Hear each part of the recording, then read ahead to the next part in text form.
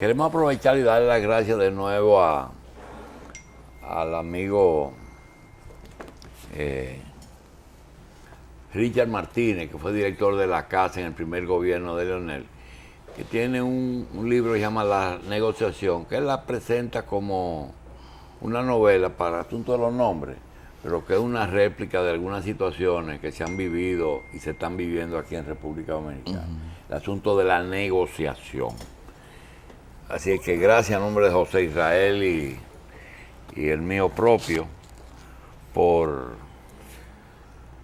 el libro que nos acaba de enviar. Yo quiero tomarme un momentico y decir que, y lo hago extensivo a todo el personal, hay un personaje que la Fundación Corripio y el Ministerio de Cultura le otorgó el Premio Nacional de Literatura del 2017. Se trata del intelectual Federico Enrique Gratero. Independientemente de que de los intelectuales vivos y contemporáneos, la revista siempre se ha sentido muy halagada de ser amigo de uno de ellos, además de que tiene uno de ellos que es parte de la revista, que es Federico Enrique. Federico se le otorgó el premio y quiero decir que independientemente de una amistad que tenemos desde hace, 50 años, quiero decir que nosotros tenemos mucho agradecimiento para Federico, porque junto con José Israel Cuello y Altagracia Salazar, en el momento más oscuro de la revista y su dueño, en el 2002, 2003, 2004, ellos nos acompañaron y mantuvieron el interés de este programa con su presencia y sin ningún tipo de beneficio, como lo es hasta hoy día. Pero queremos decir el porqué, el afecto y el agradecimiento, que para nosotros sí es eterno, ¿eh? Hay un ciudadano que decía que el agradecimiento no era eterno y no nos incluye a nosotros. Felicitamos a Federico por su merecido homenaje. Mire, entonces, aquello que yo le decía a Pepín cuando daba el premio de periodismo, dice, el premio cayó en la administración. Esta vez no cayó en la administración, cayó en la revista 110. Ajá. Cayó en la revista 110, sí, me siento orgulloso. Es el jurado lo que eligieron al Premio Nacional de Literatura. José Israel hizo varios años con Federico el mejor programa de análisis de la televisión dominicana. No es que Federico tiene... Pero sin ninguna duda, el mejor. Pero es que Federico, usted dijo una buena cosa que después yo en la práctica lo terminé comprobando, porque yo en una ocasión fui a buscarlo para unas entrevistas. Federico Enrique Gratero es una de las pocas personas que domina todos los temas y sabe de todo. Una de las gente que uno puede consultarle, sabe de lo que uno no se imagina, no solamente de letras, sino de muchísimas otras cosas. Mira, ¿tú lo entrevistaste? Una vez tuve. ¿Y te dejó hablar? Ah, qué bien. Bueno, no me me dejó hablar, sí. Miren a don Federico ahí, señores. Un abrazo a Federico. Que lo vea, que lo felicite. Federico Enríquez y Gratero. Federico es judío, ¿tú lo sabías? Yo no sabía. Sí, los Enríquez son judíos. Él parece un presidente. Él se ve bien, él es una estrella. Bien, señor. Hay un pensamiento no un pensamiento, no. Algo que los PLDistas son unos genios. Los PLDistas han buscado todas las posibilidades. Tú sabes que hay departamentos que están muy mal en la administración pública. Y tú hablas con los que asignan fondos y ellos te dicen, pero yo no me explico por qué están mal, porque a ellos se les entrega su asignación mensual. Y tú sabes qué es lo que ellos descubrieron. Los departamentos que ellos dirigen están en la inopia, no tienen nada, pero reciben asignación. Entonces ellos lo que están haciendo es pagando deuda vieja. Ajá. Sí, porque la deuda vieja es más rentable que comprar. Sí. ¿Cuánto tú das para que te salga ese cheque? No, es que tú sabes que hay un mecanismo de ese mundillo de compra y venta al Estado, de que tú no tienes que hablar nada y tú lo que tienes que darle continuidad, es una solución de continuidad, que el que estaba viene y sigue así. Por eso es que tú te encontrabas que los suplidores de las Fuerzas Armadas eran lo mismo y los desayunos escolares eran lo mismo, hasta que vino el nuevo orden. Entonces el nuevo orden todo lo desordenó. Pero es así, deja más pagar una cosa vieja y más porcentaje. Y entonces el departamento sigue en la inopia.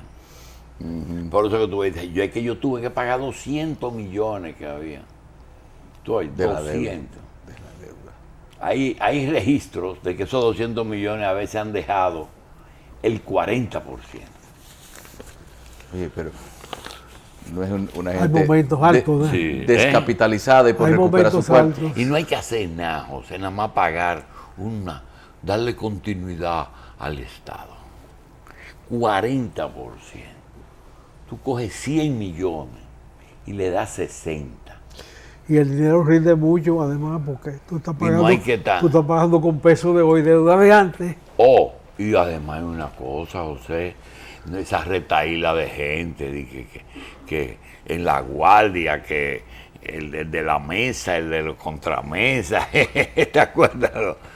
Ese era un lío. Bien. Señores, hay muchas cosas. Déjame decir primero que se murió Abelardo Rutinel.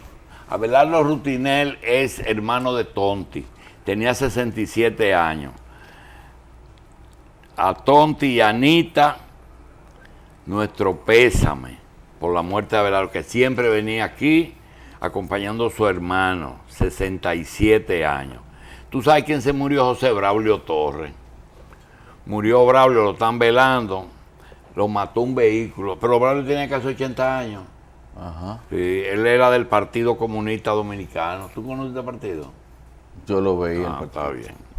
Escritor y político. En una casa en la Independencia era que estaba. Bueno. Hay un empresario brasileño que se llama Eike Batista. Para que tú veas lo que es este problema de la política en Brasil, cómo se ha diseminado. Es un empresario brillante, el más rico de Brasil, uno de los 10 más ricos del mundo. Anda huyendo, no lo encuentran. 30.000 millones llegó a calcularse. Prófugo de Lavajato por entregarle 16 millones de comisión a alguien. De eso nosotros vamos a hablar un poquito, pero queremos decir que el señor Trump y el señor, ¿cómo se llama el de México? Enrique Peña Nieto. Ustedes estaban hablando algo, digo, cuando venga José, yo quería ver si él coincide. Mire, los muros no son nada nuevo. Y ese muro tampoco, había como un 20% hecho. Estaba hecho. Para Peña Nieto era muy difícil oponerse, porque el problema es que nada más le queda una sola negociación, que es quién lo va a pagar. Si tú lo vas a hacer, lo pagas tú. Ah, pero te le vamos a poner impuestos a las importaciones, le vamos a poner impuestos a las remesas, porque ellos tienen varias opciones. Además, Trump lo dijo que lo iba a hacer y ha hecho esta semana todo lo que prometió. No se le está quedando nada. Lo último que le faltaba era Putin y dijo, estoy loco por reunirme con Putin. Así es que está cuadrado. Pero está agotando el programa de gobierno en una semana. ¿Qué va a hacer durante los otros 4 años? Él no ha hecho nada, lo que ha hecho es hablar. Bueno, pero habla. Bueno, Los otros ni hablaron. Ha dicho lo mismo. Una y otra vez está repitiendo lo mismo y buscando soluciones que cumplan dos efectos. Por ejemplo, le pongo impuestos a los carros y con ese dinero, a los carros y a las importaciones que vienen de México, en violación de un acuerdo internacional entre 3 países. Él tendría que revisar el acuerdo. Él no puede poner impuestos a esos artículos que están consignados según un acuerdo. Un acuerdo donde está Canadá también con los mismos privilegios que México. Mira, a ti nunca te ha gustado tratar las hojas, si no tú te vas siempre al tronco. Y no te gusta siempre de que buscarle las 5 patas al gato que yo siempre le ando buscando. Mira, cuando él se reunió con Trump, él tenía una acusación seria en México, que era que él había plagiado la tesis, o que no era profesional, algo de eso. Y él... Ya ni los rectores de las universidades se libran de eso. En España hay uno que plagió la tesis. Uno en España, un rector de una universidad. El asunto es... Eso no es nada, plagiar la tesis. El asunto es que la tesis debe ser investigación. Y entonces a veces tú dices, mira, tú tienes que graduarte. Entonces, había un bedel en la UAS que se llamaba Tomás de la Cerda, Tomás la Cerda. Un rubito que además de ser bedel era Calié. Y la Cerda era que pasaba lista. Y cuando, mira, ya tú tienes tu tesis. Sí. Te voy a traer una relación de título. ¿De qué época tú la quieres? Una vez le dice a un compañero mío, ¿de qué tú quieres tu tesis? Dice, a mí me gusta la ginecología y obstetricia. Yo te voy a traer uno. Dice, pero tráemela rápido, que yo tengo mañana la presentación de tesis, pasado mañana y tengo que prepararme. Sí, está bien. ¿Cuánto es? Dice, búscame 50 pesos. Y le trae una vaina. Se llama el pesario vaginal. Ese es muy coño. El pesario vaginal era una pesa, José, que le metían a la mujer en la vagina para que el útero se pusiera en línea recta, porque se acuñaba, entonces la mujer no salía preñada. Entonces le metían un aparato, pero tenía que andar con una pesa. Oye, y el compañero mío tuvo que hacer una tesis sobre el pesario. Esa tesis fue del Instituto Profesional, de cuando la UAS era Instituto Profesional. Tipo que destaparse con esa tesis. Así que lo que tú dices que eso no es nada nuevo. Eso es comprensible. En la UAS, ya que tú hablaste de esa institución capaz de cualquier cosa, hubo un decano que le sacaron la tesis de donde la copió. Por lo que hacía la Cerda y su tribu. No era solo la Cerda. Que iba al archivo. ¿Tú conociste a la Cerda? No, claro que sí. Tú y yo fuimos contemporáneos. Cuando tú pasabas de primero, yo pasaba de primero. Tú de segundo, el tercero. No, porque tú tuviste como una desaparición 1 o 2 años. En el quinto. En el que quinto. Caí preso y me fui al exilio. Pero mira, había otro que era Calié también, Valentín Merillo y Ampaya, que también vendía tesis. Ellos la buscaban en el archivo de la universidad, en la biblioteca de la universidad, porque había que depositar una copia. Sí, había que tener una copia. Ahí era que ellos la buscaban. Y una de las tesis más copiadas que hay en medicina aquí fue la tesis del doctor Nilo Herrera, que ojalá viva todavía en los Estados Unidos, es un anciano, sobre el problema de los hermafroditas de San Pedro, de Salinas. De Salinas, él fue el pionero en ese estudio. Esa la copiaron muchísimo. Pero el asunto era que cogían ese texto y lo pasaban, le ponían otro título para que no se localizara tan fácil, pero más de uno se encontró con que el profesor que estaba dando la tesis, que estaba midiendo la tesis, había participado en la anterior, tenía mérito en el anterior. Pero una vez cogieron a un decano con la tesis y lo reventaron. Pero el Consejo Universitario le otorgó una beca para que se hiciera una especialidad en España. El asunto por ahí es le dieron la salida. Siendo justo con lo de él, independientemente de que varios copiaron la tesis, hay otra cosa que se copió de él, pero no es un acto incorrecto, y es tomaron el tema para investigación y siguieron investigación. Sí, claro, que fue el caso de Teo Gautier y de Tilo Guerrero, que ellos lo que hicieron fue vieron el trabajo y le hicieron una investigación a ese caso. Y nunca sus tesis no eran sobre ese tema, sino que fue un trabajo de investigación que se hizo después. El papá de Federico, el señor Enrique, era bedel. era Vedder también, junto con la Cerda, pero no tenía las mismas funciones de la Cerda. No. Un hombre que tenía una dignidad especial, imagínate, el papá de Federico. No, pero ese señor Lacerda parece que tenía una habilidad para detectar una tesis que nadie fuera a echar de menos.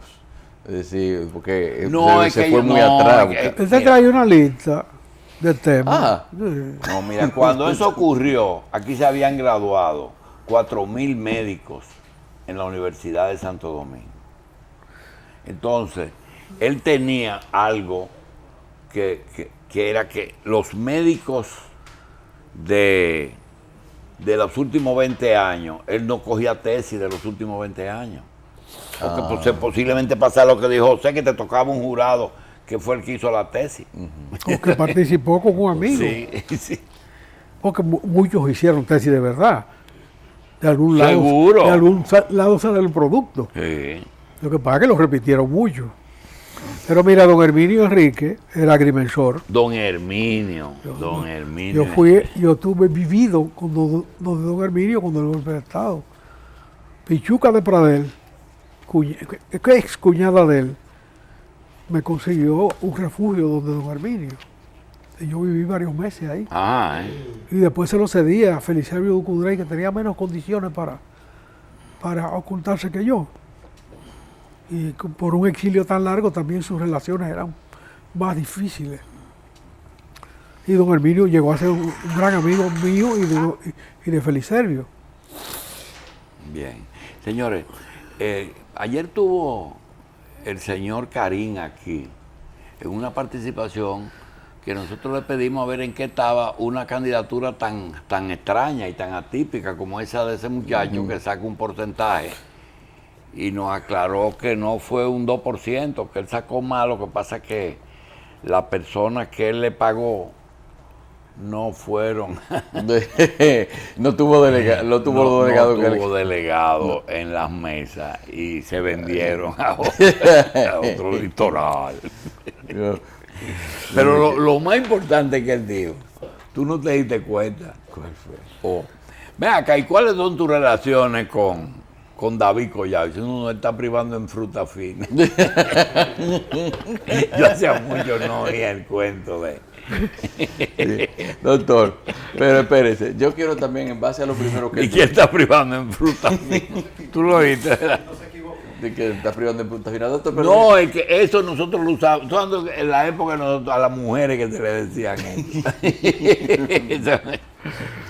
bueno, Le decían otras cosas también, pero eso no es sí, publicable. pero es un ahora, poco sí. impublicable. Pero Sí. mire, doctor, usted habla de que se le vendieron los delegados, pero el que es comprado, ¿se puede esperar alguna lealtad de él? El que es capaz de venderse una vez. Que se supone que te vendiste para siempre. Pero hay algunos que No, se, pues tú te puedes se vender vende para 4 una veces. ocasión.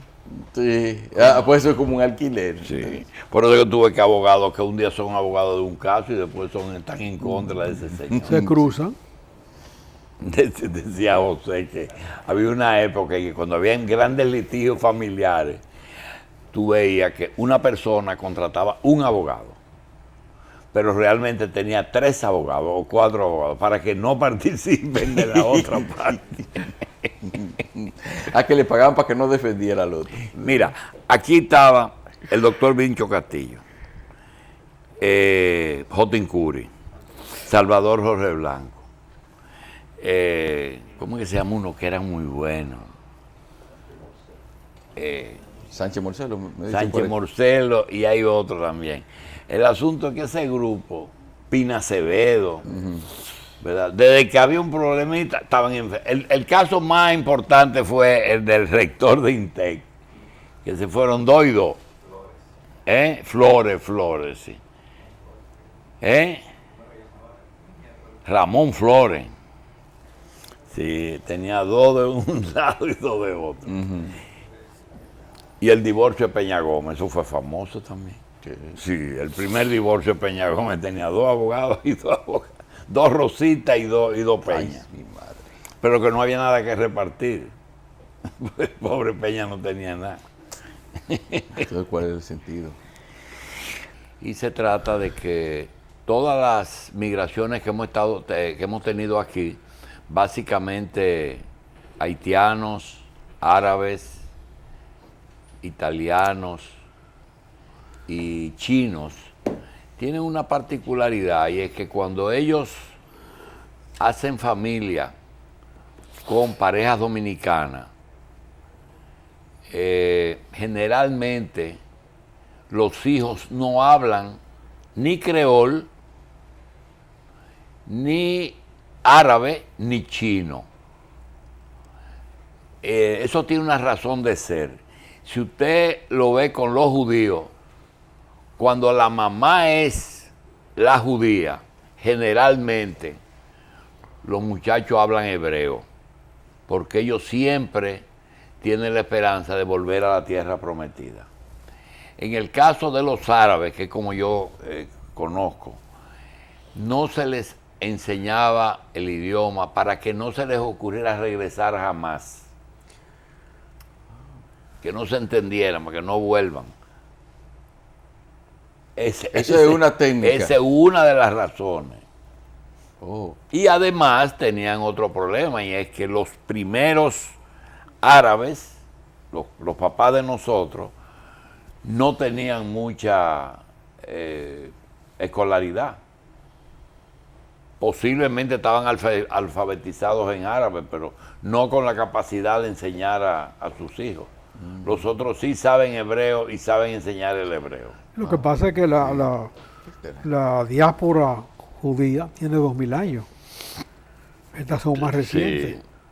Ellos siempre mantuvieron la unidad a través del idioma y de su cultura y de su religión. Sí, pero usted va a casa donde hay dos ibaeños y dentro de la casa se habla diferente a como se habla en la calle también. Bien, cuando llegó Moisés, nosotros hablábamos con José de los muros. Los muros no son nada nuevo en el mundo. Hay muchos muros, la muralla de China. Todos han sido inútiles. Ninguno ha servido para nada. Porque el muro yo creo que es un símbolo, ¿verdad, José? Es un símbolo de intolerancia. Es un símbolo de intolerancia. Y de protección no, José. No ha protegido nada nunca. Y las ciudadelas. Bueno, las ciudadelas tenían la razón de que en un mundo de nómadas, tú hacías una ciudadela para protegerte del nómada que llegaba. O del que te venía a ocupar. Sí, pero principalmente sobre la naturaleza de los circundantes. Eran gente que no tenían raíces y llegaban y podían ser peligrosos. Vamos a continuar inmediatamente con el invitado. Señores, los sistemas de cable son sistemas privados con autorización de Indotel y la obligación de que los canales locales sean colocados bajo un régimen que se llama el MOS Carrier. El MOS Carrier es obligado a transmitirlo. Naturalmente hay que pagar los gastos de instalación, etcétera, pero los dueños de cable a veces creen que ellos son dueños de todos los canales que ellos colocan, con la diferencia de que los canales extranjeros que tienen que pagar regalías, ellos lo pagan, pero los canales locales nos cobran. Entonces nos viven bamboleando. Quiero decirle a los amigos televidentes de todos los sistemas de cable que cuando no nos encuentren en Coral o en Carivisión en los días que estamos ahí, que muevan, que se molesten y muevan un poquito, que es que nos cambian de canal de cable.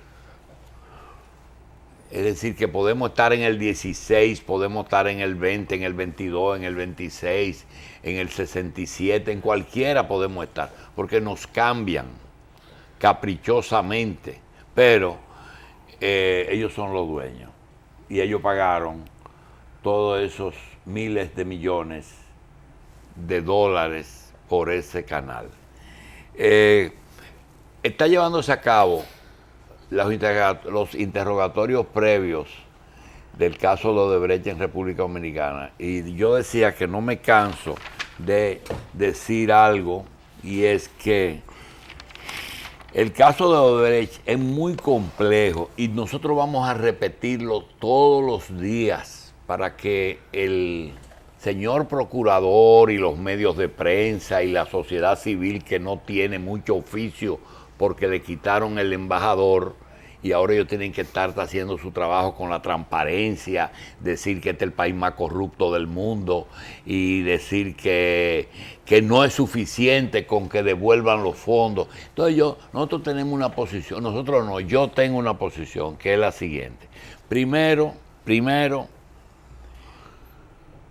no es la primera vez que en República Dominicana hacen una obra pública.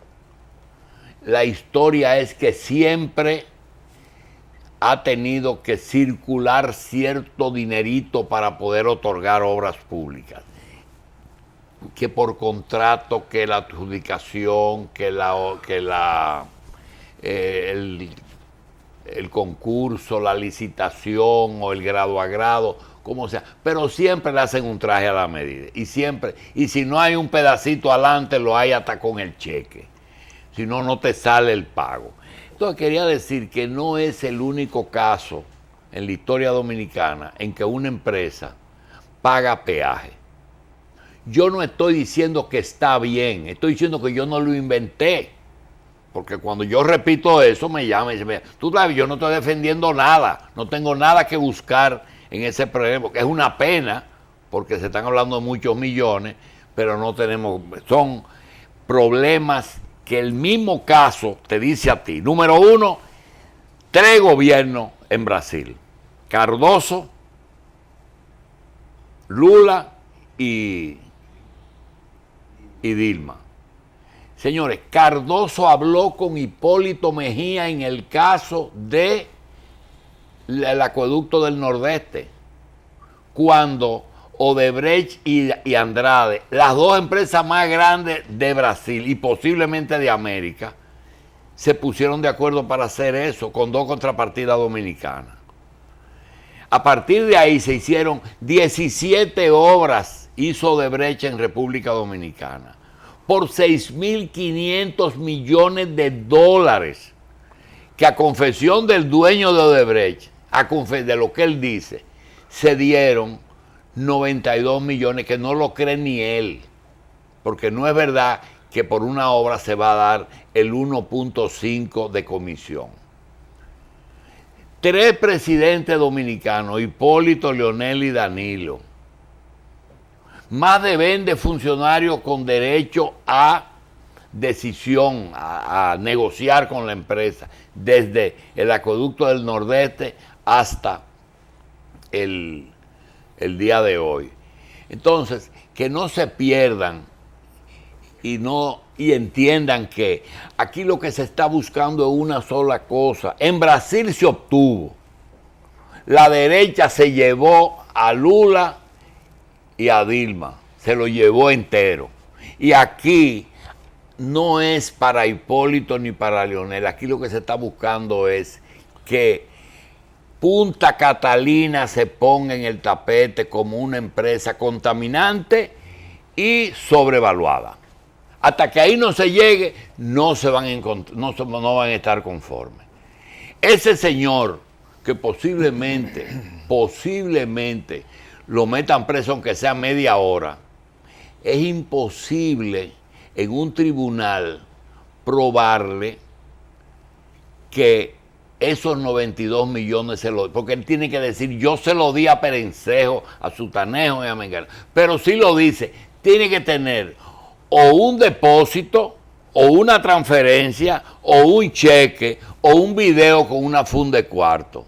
Si no presenta la prueba, aunque él asuma eso, él lo que tiene que lo que va a decir y está diciendo es que el que hiere soy yo. Yo, exactamente, pero el pueblo tiene que saber qué quiere decir el que hiere soy yo. El que hiere soy yo es un cuento de un judío y un árabe, porque el judío se lo achaca al árabe y el árabe al judío, que una señora fue a comprar un queso y cuando le dice, a mí me parece que ese queso no huele bien. No, señor, el queso está bien, el que hiere soy yo.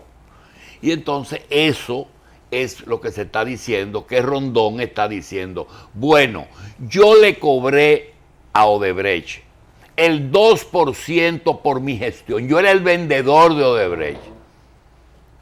Y yo en los 15 años vendí 6.500 millones. Y ellos me dieron 92 millones. Eso que dice el hombre, es verdad que me lo mandaron. ¿Y qué? Pero tú lo diste. No lo di. Yo me lo cogí. Que me sometan los funcionarios que no le di los cuartos. ¿Y usted pagó impuestos? No pagué impuestos, pero si quieren yo le pago los impuestos. ¿Y cómo usted lo paga? Como digan ellos, con recargo, con mora, con multa, con todo lo que quieran. Entonces es muy sencillo. Ahí está el caso de O.J. Simpson. Cogí y mató a una mujer con un cuchillo. Y el hombre está suelto porque no era un problema civil. Civil, la sangre es civil en ese caso. Entonces, para que no le carguen el dado a Alejandro Vargas, que es un juez serio que va a conocer lo que era juez de instrucción antes. ¿Cómo que eso se llama, doctor? La instrucción. La preliminar, la que sé yo qué. Cuando aparezca y él pida las pruebas y no se le dé, que no digan que se vendió. Que es que con la posición... Que se blindó. Es que si Odebrecht tuviera un rondón en cada país, no tuviera problema. Entonces yo vuelvo y repito algo que nadie quiere hablar. ¿Por qué no hablan del Mariel? Entonces Odebrecht daba cuarto en todas partes y no le dieron nada a Raúl.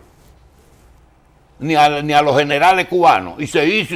No solamente lo hicieron, sino que le dieron la administración por 50 años. Uno de los puertos más grandes de América. Y el aeropuerto de Miami, ahí no se cogió dinero, ahí se funcionó bien. No es verdad. Lo que pasa es que como convenía, Marcelo Odebrecht dijo, no, yo de eso no quiero meterme en vaina para no disgustar a los americanos más. Y lo protegió.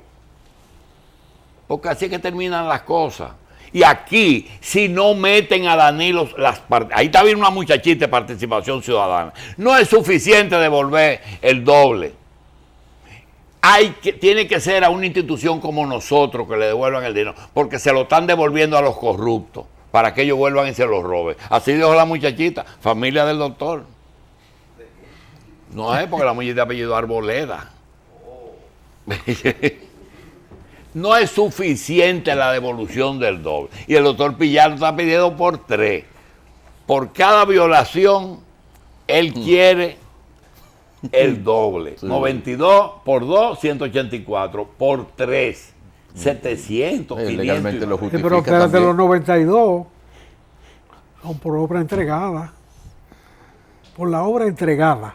No, porque eso se dio con el otorgamiento del contrato. No. Lo otro que tú dices viene después. Eso se paga a medida que se liquida. En las cubicaciones. En las cubicaciones, sí. Bueno. La parte. Y yo quiero decir algo, miren, no se extrañen ustedes que cualquier día el presidente Fernández vaya a Palacio y cierre fila con Danilo. Porque ellos tienen que entender que esto es el caso de Brasil. Lula y Dilma lo quieren partir a los dos para salir del PLD y ellos no se están dando cuenta de lo que está pasando. Esa no es pendeja económica ni nada. Aquí no, aunque a José no le gusta Pinalito, porque ayer mismo vino y que ahí no ha pasado una gota por esa presa. Vino y dijo, ahí no ha caído la primera gota de agua más abajo. Un ecologista que vino aquí, Carvajal. Ajá. De todas formas, yo quería decir eso. ¿Verdad? Es verdad. Sí. Es verdad que eso no ha funcionado nada. Sí, pero mira, ayer yo fui a un dealer y se usó un chiste que se usa aquí. Los carros usados, te dice el dealer, te lo entregué prendido, yo te lo entregué prendido. Ya yo no sé de ahí para afuera, te lo entregué prendido. No se te ocurra pagarlo. Y tiene que decir te lo entregué porque generalmente este es el único país que le ponen medio galón de gasolina a los carros.